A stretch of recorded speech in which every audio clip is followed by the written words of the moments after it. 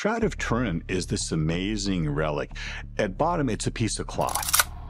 The 53-square-foot rectangle of linen known as the Shroud of Turin is one of the most sacred religious icons on earth, venerated by millions of Christians as the actual burial garment of Jesus Christ. It is also among the most fiercely debated subjects in contemporary science, an extraordinary mystery that has defied every effort at solution. But now, new evidence has emerged, evidence that could change everything we know about this mysterious relic and the man it is said to depict. The shroud has been proven to be much older than the experts have claimed it to be. The cloth itself matches artifacts that date to the time of Christ in the Middle East. The scourge marks match the Roman flagrum that was used as a torture instrument in Christ's time. The blood is real human blood and is type ABA type, found primarily in the Middle East. The nail marks in the hands show the nails passed through the wrists, the only places would not have torn through in a real crucifixion. The record of the shroud and its image goes back more than 1,500 years. That's why Christ was portrayed after that time with a beard and long hair. The head with puncture marks show a crown of thorns, which no record shows was used except for this man Christ. Suspected text on Shroud of Turin. The shroud is the most studied artifact in history. For centuries, millions of people around the globe have believed that the unexplained linen shroud could be the authentic burial cloth of Jesus of Nazareth. Furthermore, modern science and technology have revealed many secrets hidden in the shroud since its formation. A Vatican scholar claims to have deciphered the death certificate imprinted on the Shroud of Turin. Dr. Barbara Frail, a researcher in the Vatican Secret Archives, said, "I think I have managed to read the burial certificate of Jesus the Nazarene, or Jesus of Nazareth." She said that she had reconstructed it from fragments of Greek, Hebrew, and Latin writing imprinted on the cloth together with the image of the crucified man. Like the image of the man himself, the letters are in reverse and only make sense in negative photographs. Dr. Frale told La Repubblica that under Jewish burial practices current at the time of Christ in a Roman colony such as Palestine, a body buried after a death sentence could only be returned to the family after a year in a common grave. A death certificate was therefore glued to the burial shroud to identify it for later retrieval, and was usually stuck to the cloth around the face. This had apparently been done in the case of Jesus, even though he was buried not in a common grave, but in the tomb offered by Joseph of Arimathea. Dr. Frale said that many of the letters were missing, with Jesus, for example, referred to as ISO, Nazarenos, and only the Iber of Tiberiu surviving. Her reconstruction, however, suggested that the certificate read, "In the year 16 of the reign of the Emperor Tiberius Jesus the Nazarene, taken down in the early evening after having been condemned to death by a Roman judge, because he was found guilty by a Hebrew authority, is hereby sent for burial with the obligation of being consigned to his family only after 1 full year. It ends signed by," but the signature has not survived. She said that the use of 3 languages was consistent with the polyglot nature of a community of Greek-speaking Jews in a Roman colony. Best known for her studies of the Knights Templar, who she claims at one stage preserved the shroud, she said what she had deciphered was the death sentence on a man called Jesus the Nazarene. Knights secretly protected Shroud of Turin. A Vatican researcher has found evidence that the Knights Templar, the medieval crusading order, held secret custody of the Shroud of Turin during the 13th and 14th centuries. The shroud, which bears the image of a man and is believed by many to have been the burial cloth of Jesus, was probably used in a secret Templar ritual to underline Christ's humanity in the face of popular heresies of the time, the expert said. A person who works in the Vatican Secret Archives said documents that came to light during research on the 14th century trial of the Templars contained a description of a Templar initiation ceremony. The document recounts how a Templar leader, after guiding a young initiate into a hidden room, showed him a long linen cloth that bore the impressed figure of a man, and ordered him to worship it, kissing the feet 3 times. The idea that the Knights Templar were secret custodians of the shroud was put forward by British historian Ian Wilson in 1978. Frail said the account of the initiation ceremony, along with a number of other pieces of evidence, supports that theory. The shroud's history has long been the subject of debate. It was believed by some to have been in Constantinople, now Istanbul, Turkey, when the city was sacked during the Crusades in 1204. It turned up for public display in France in 1357, and today is kept in the Cathedral of Turin, Italy. The cloth's image, according to some experts, corresponds with that of a man who was scourged and crucified. A scientist said the Knights Templar may have kept the shroud secret because of papal orders of excommunication for anyone involved in looting relics from Constantinople or trafficking in them afterward. This person said the shroud's image was particularly important for the Knights Templar as an antidote to the heresies that had arisen, especially those that affirmed that Christ was a purely spiritual being and never really had a human body or shed human blood. The scientific record. The Shroud of Turin is an infamous relic that has sparked intense debate between the religious and scientific communities for close to 600 years. First appearing in records in the 1350s, the 4.4-meter length of linen is believed to be the death shroud that Jesus Christ was wrapped in following his execution.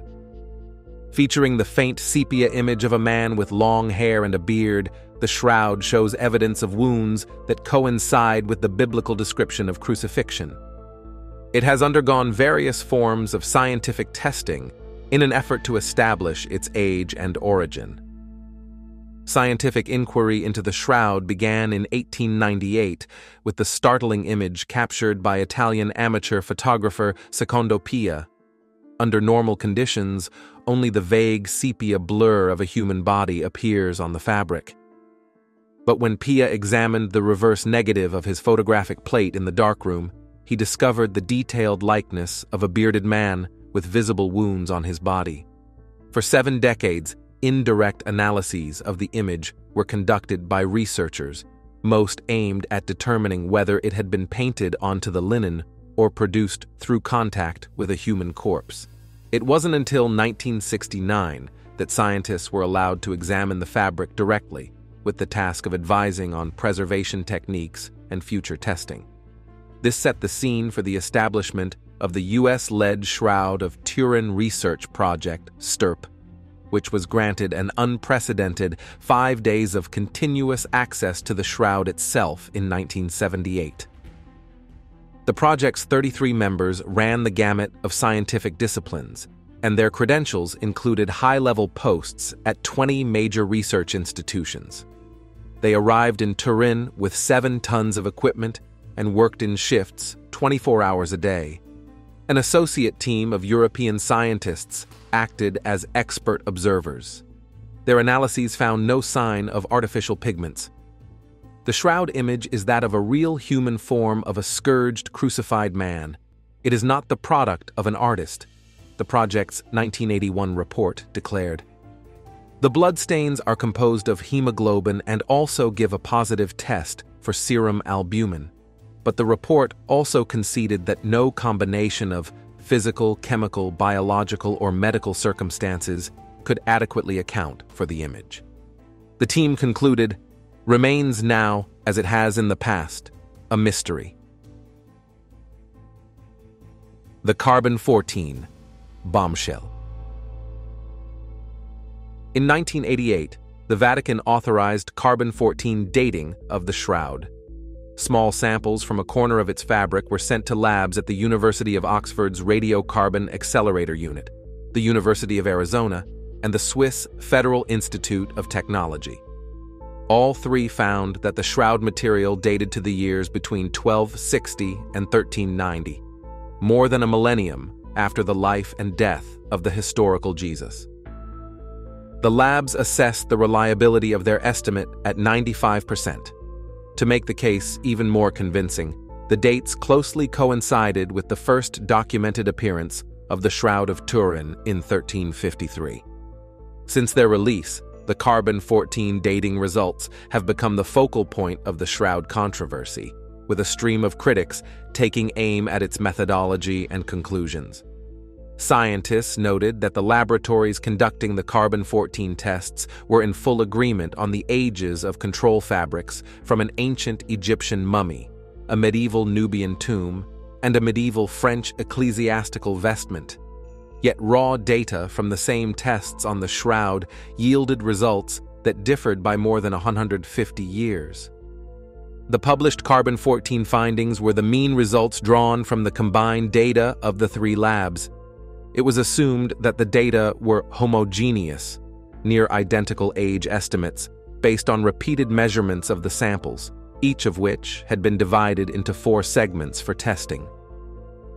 The research does not prove that the shroud is authentic, nor that it is 2,000 years old, but it does call into question the carbon-14 report's assertion of conclusive evidence that the linen of the Shroud of Turin is medieval. The Oxford lab insists that the 1988 conclusions were accurate and rejects arguments that the test samples were flawed. SHROUD of Turin's secrets continue to elude science.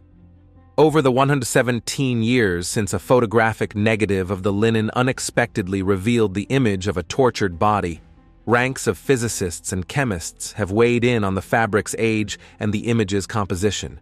Forensic pathologists, microbiologists, and botanists have analyzed its bloodstains, along with specks of dirt and pollen on its surface. Statisticians have combed through mountains of data. The sum result is a standoff. Italian physicist Paolo Di Lazzaro, a leading expert on the phenomenon, told, "It is unlikely science will provide a full solution to the many riddles posed by the shroud. A leap of faith over questions without clear answers is necessary, either the faith of skeptics or the faith of believers." Looming above all other issues is what physicist Paolo Di Lazzaro calls the question of questions. How the image was produced regardless of its age. Every scientific attempt to replicate it in a lab has failed. Its precise hue is highly unusual, and the color's penetration into the fabric is extremely thin, less than 0.7 micrometers, 1/30th the diameter of an individual fiber in a single 200-fiber linen thread. Di Lazzaro and his colleagues at Italy's National Agency for New Technologies, Energy, and Sustainable Economic Development, ENEA, conducted 5 years of experiments, using state-of-the-art Excimer lasers to train short bursts of ultraviolet light on raw linen in an effort to simulate the image's coloration.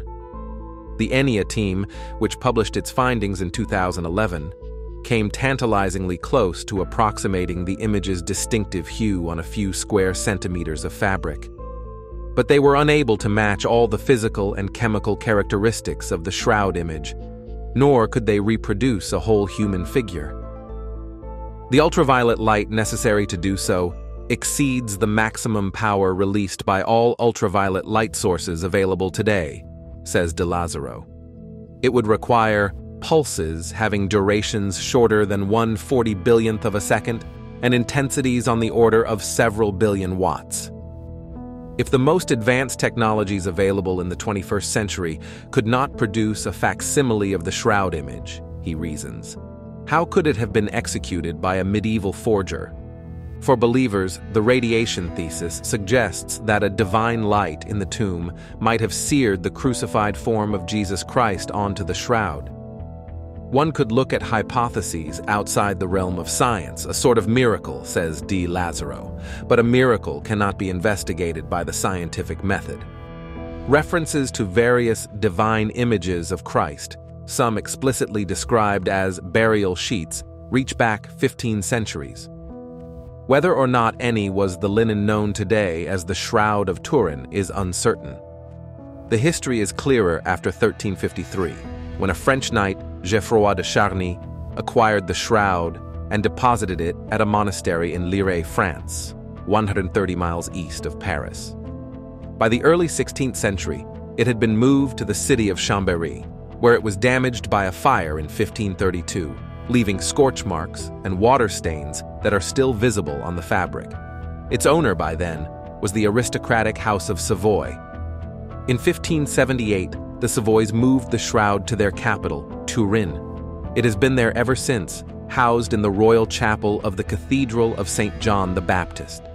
In 1983, it was legally turned over to the Catholic Church. The Vatican takes no official position on the shroud's authenticity, although it encourages the faithful to venerate it as a symbol of Christ's suffering. As Pope John Paul II put it in 1998, the Church entrusts to scientists the task of continuing to investigate. Shroud of Turin still surrounded with mystery and passion.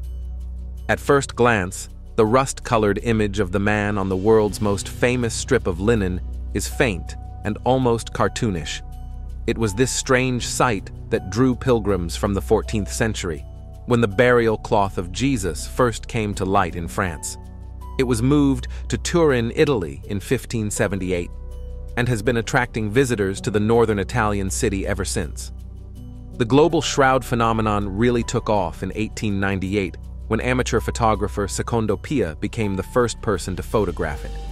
While developing the pictures, Pia realized that the photographic plate showed what appeared to be a perfect, negative image of a bloodied and bruised man. An image that could not be seen with the naked eye. Even before Pia's discovery, the shroud was controversial. In 1390, Pierre d'Arcy, the Bishop of Troyes, wrote to the Pope declaring it a fake, designed to attract gullible tourists. Believers and skeptics have tussled over its origins ever since, as the crowds continue to line up in Turin. With the discovery of the negative image, proponents of the shroud still insist that the man in the image, face swollen and bruised, hands and feet punctured by nails, and back scourged by Roman whips, is Jesus Christ. Skeptics, however, say it's a clever medieval fake. Both sides claim they have evidence that backs them up and discount the research that points to the opposing view. Science should have had its final say in 1988, when radiocarbon dating established that the fabric of the shroud originated from 1260–1390 AD. Those who believe in its authenticity say that the carbon dating was wrong, that perhaps the samples were taken from a section of the cloth that had been reworked in the medieval period, or that a first-century earthquake in Jerusalem may have warped the results. The carbon dating process destroys the sample, so retesting is impossible. Some claim they've found traces of what might be 10th or 11th century Byzantine coins on the material. Others insist the bloodstains aren't at the correct angle for a real crucifixion. There are claims the threads actually date from 300 BC, 400 AD. Some say it was daubed in pigment and baked in an oven. Others claim it was made by a burst of UV light, since lasers are the only thing to come close to replicating it.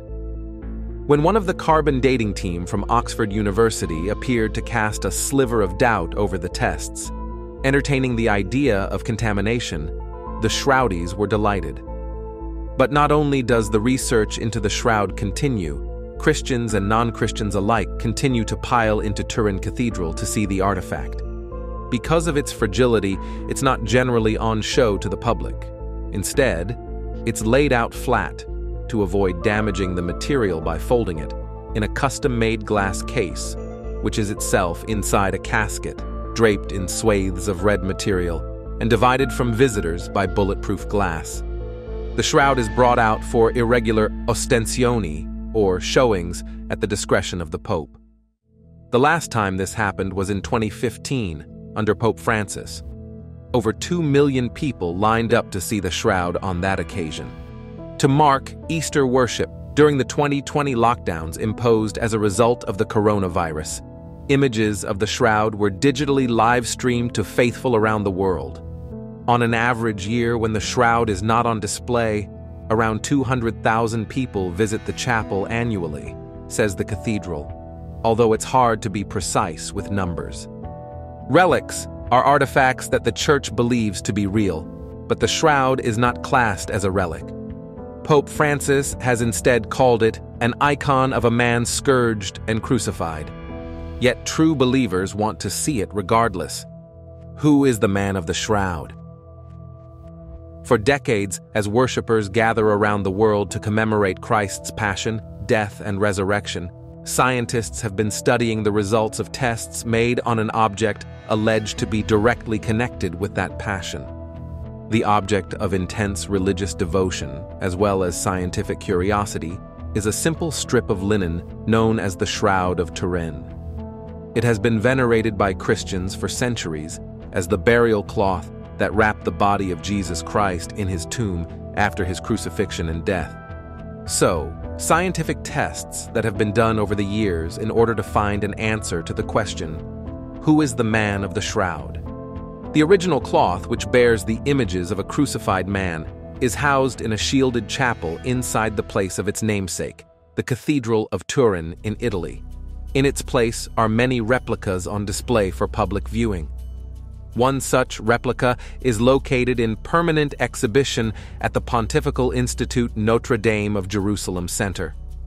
The exhibit presents studies and possible reconstructions of crucifixion and the use of the shroud. The shroud, depicted here in photographic negative, bears the marks of a man who suffered injuries which parallel the account of Jesus' own suffering and crucifixion in the Bible. In the days of the Romans, a crown of thorns was made into the shape of a helmet, not a crown which only encircled the head. The shroud appears to show the crown of thorns was still upon the man's head when wrapped. The scourges used to whip Roman prisoners, like Jesus, were intended to inflict great suffering. The tips at the end of the leather thongs were knotted with pieces of either bone or metal. We can only conclude with certainty that the shroud image is that of a corpse of a man who was beaten and crucified. We also know that the body was taken out of the cloth without the cloth being unfolded. The answer to the question of how the image was produced or what produced the image remains, now as it has in the past, a mystery. The Church does not officially say whether or not the man of the shroud was Jesus, but for those of us who believe in Christ, St. John Paul II said this during his visit to Turin in May 1998. The shroud is a truly unique sign that points to Jesus, the true Word of the Father, and invites us to pattern our lives on the life of the one who gave himself for us. Later, another pope also publicly supported the belief that the shroud was soaked in the cloth that used to cover Jesus. In the centuries-old debate over the authenticity of the Shroud of Turin, Pope Benedict XVI weighed in favor of those who believe that the burial robe once cloaked Jesus Christ. Pope Benedict described the shroud, which allegedly bears bloodstains and the facial imprint of a long-haired bearded man, as an icon that once wrapped the remains of a crucified man in full correspondence with what the Gospels tell us of Jesus. The Vatican, which owns the linen cloth, has in the past tiptoed around the issue, describing it as a potent symbol of Jesus Christ's suffering, but never asserting outright its authenticity. Pope John Paul II visited the shroud when it last went on public display in 1998, but he said the Catholic Church had no specific competence to pronounce on its authenticity and urged further scientific analysis. Benedict prayed in front of the cloth at St. John the Baptist Cathedral in Turin, Italy, saying afterwards in a meditation that it was an icon written in blood, the blood of a man who was whipped, crowned with thorns, crucified, and injured on his right side. An historian puts it quite succinctly. It is either the most awesome and instructive relic of Christ in existence, or it is one of the most ingenious, most unbelievably clever products of the human mind and hand on record. It is either one or the other. There is no middle ground. If the shroud is real, it truly would be the most awesome relic in history. We need to have a little understanding of what relics are to appreciate this. Saving actual parts or pieces of clothing of the venerated dead is a practice that predates Christianity. It is said that the Greeks would keep pieces of Oedipus and venerate them in a semi-religious ceremony. Other cultures would also engage in similar practices. But for Christians, this practice became the norm when masses would be celebrated on altars built on top of tombs in the Roman catacombs, thus showing the greatest veneration for the bodies of those saints who went before us. It was only a short leap to begin collecting the clothing and other objects of the saints and venerating these objects. The Shroud of Turin, if it is real, would be a relic not of a saint, but of Jesus Christ himself. Think about it. If the shroud is real, it is a witness of the resurrection. Even the Blessed Virgin was not granted the grace to witness the resurrection. The shroud has not always been in Turin. Although today the shroud is associated with the Italian city of Turin, it has only been there for the last 400 years. Before that, it was in France. And before that, the history gets a little foggy. The discovery of a Hungarian document from 1192 confirms that the shroud was in Constantinople and captured in the Fourth Crusade. It is said that the Knights Templar would venerate it. When Constantinople was burned and looted, a letter of protest was sent to the Pope, which claimed that among the things stolen was the linen in which our Lord Jesus Christ was wrapped after his death. The shroud has a history that includes both East and West. In the Eastern Church, there are documents that reference what is known as image not made by hands, which was discovered in the year 544. This image is believed to be the same shroud and became the basis for all Eastern and Orthodox icons and images of Jesus Christ. And why not? If it truly is the actual image of Jesus Christ, it should be the basis of every image we use of him. The radiocarbon dating that disproved the shroud has been disproved itself.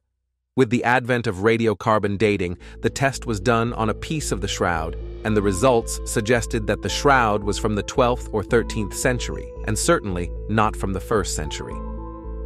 Many took this as evidence that the shroud is a fake, made by some artist over 1,000 years after Christ.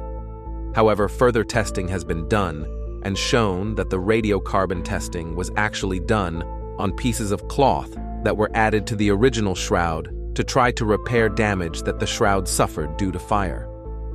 Thus, the repairs are from the 12th or 13th century, but the original material of the shroud is still untested. Scientists of human anatomy claim that the image is correct. With knowledge of what happens to a human body after death by crucifixion that was not present in the 1st century and even in the 12th century, scientists today say that the image conforms to what they know would happen to a human body after death by crucifixion.